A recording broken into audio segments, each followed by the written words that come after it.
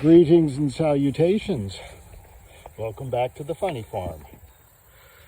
Yep, Squeaky and his little partner in crime have had their dinner. Everybody's fed, everybody's watered. Ringo's down there doing his thing. Show you the latest progress on it. Yes, hi Sam. Hi girl. Yes, we're going inside in a couple minutes. Well, yeah, we were playing halfway carpenter today. Halfway because I'm halfway terrible at it.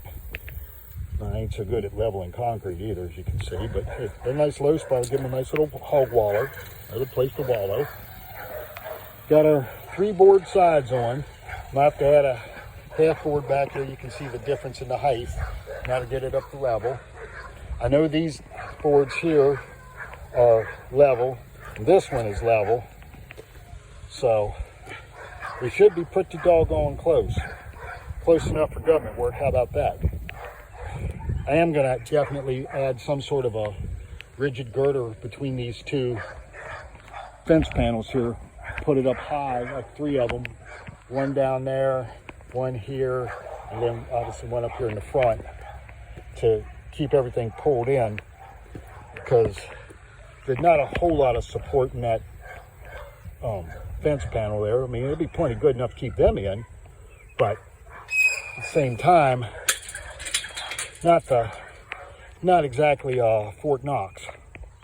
But there's our roof assembly, and it's been about the long and short of what we've got done the last couple of days. Our little buddy Cinnamon, get down. You know better.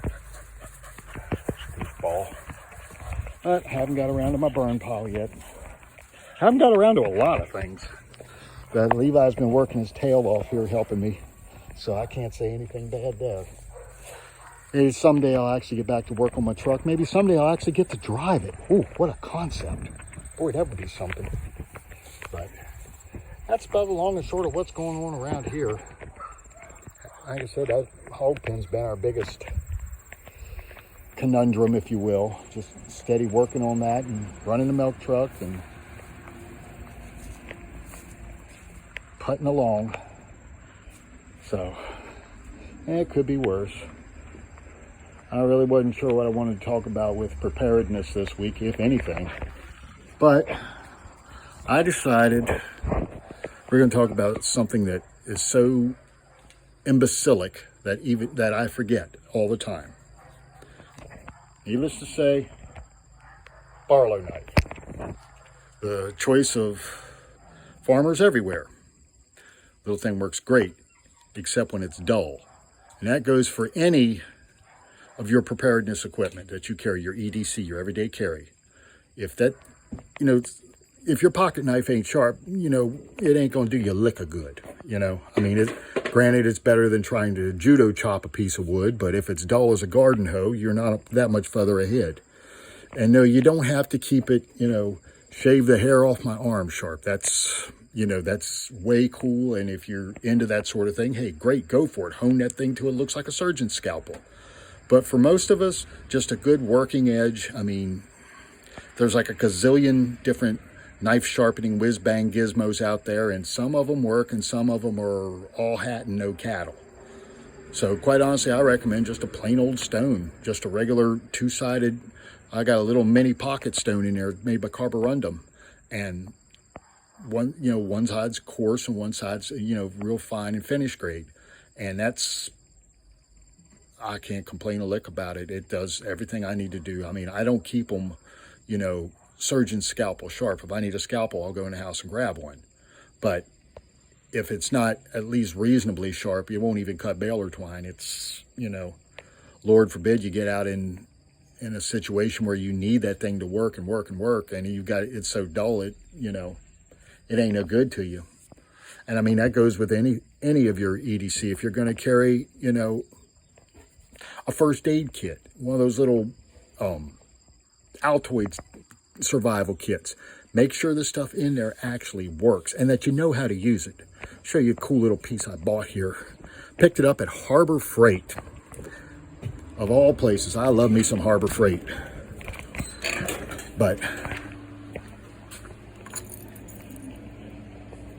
check that out. Old school magnesium fire starter. It's got the ferro rod on this side to make the sparks.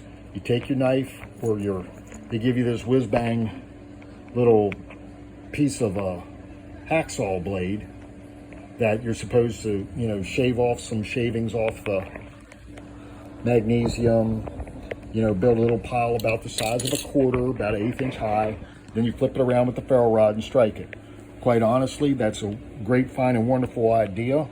But that little giddy gacker they gave you to scrape it with is just one step above nothing.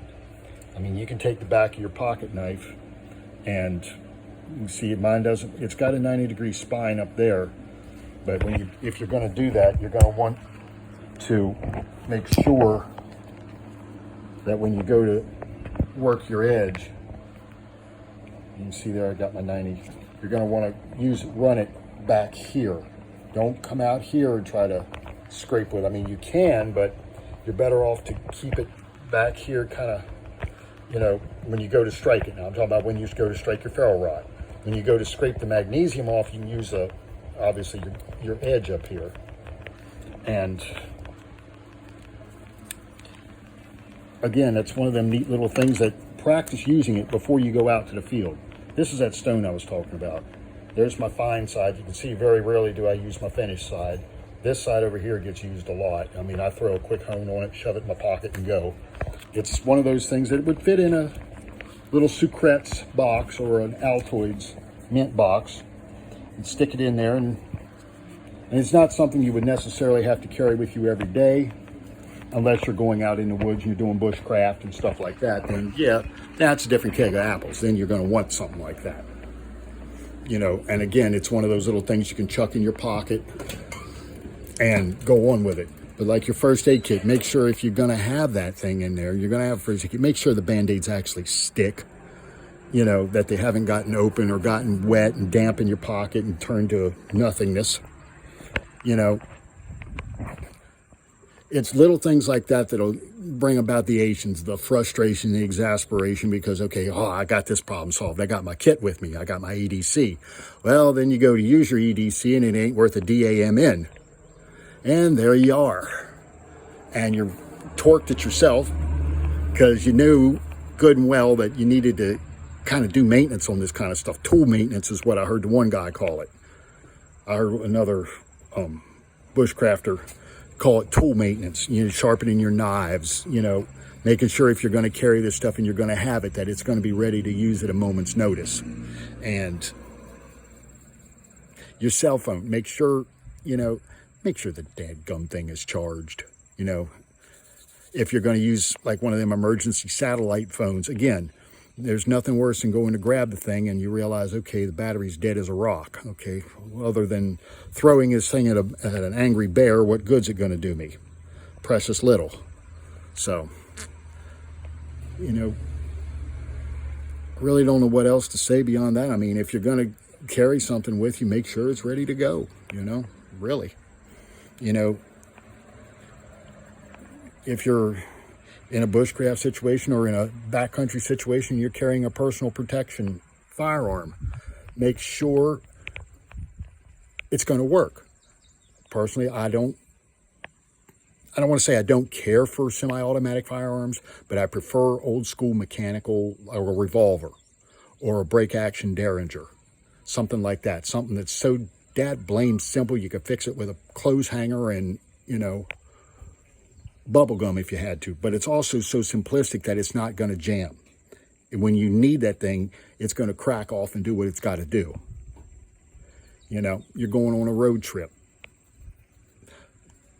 Before you leave, and yeah, I know you've been told this a million times. I don't mean to beat a dead horse, but look your darn car over. So many of these little problems that turn into disasters in the middle of BFE could have been solved if the person would have just took 5 minutes, walked around the vehicle, opened the hood. If you don't know what you're doing, looking under the hood, that's fine. Okay, not everybody's Mr. Goodwrench. I get it.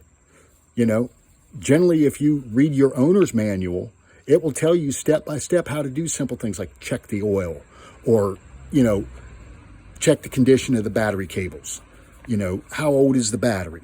How good are the tires? I mean, you can check the air pressure in your tires just all this stuff, all this knowledge is available to you at your fingertips, you know, right here on YouTube, you know. But just little simple things like that. So the simplest things sometimes makes all the difference in the world. It really does. And that's all I got to say about that. So I'm going to leave you folks to your devices. I'm going to shut this thing down. I'm going in the house, eat me a bite of supper. I'm going to call it a day. It's been busy. And we'll see you on the next one. I want to thank everybody that's subscribed. I'm up to a whole whopping 69 subscribers. I want to thank each and every one of you. And you come here, you check this out. You see my little shorts I put up. And they come over here and you check out my channel. Hey, I appreciate it. Make sure you hit the like button, hit the notifications bell, ring that bell, subscribe. And that way, every time I drop a new video, you'll be one of the first to know. Well, you guys that hit the notifications bell will be the first ones to know. And we'll see you on the next one. God bless you. Thank you for everything you do for the channel. Stay safe, stay prepared. Let's have some fun with this.